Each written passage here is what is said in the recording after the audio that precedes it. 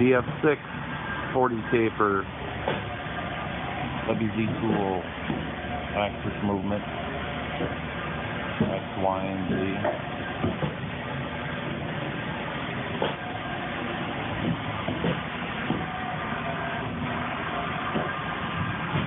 VF-6 40 taper, starting at 1,000 RPM, going to 2,500, going to 4,500, going to 6,000, and 8,000 in 4-second increments.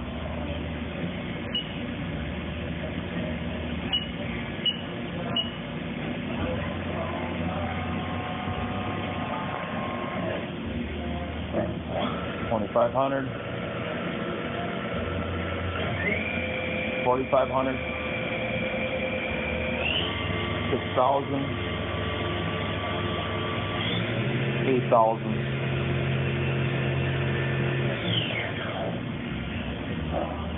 back to 1,000. VF-6 40 taper doing tool changes.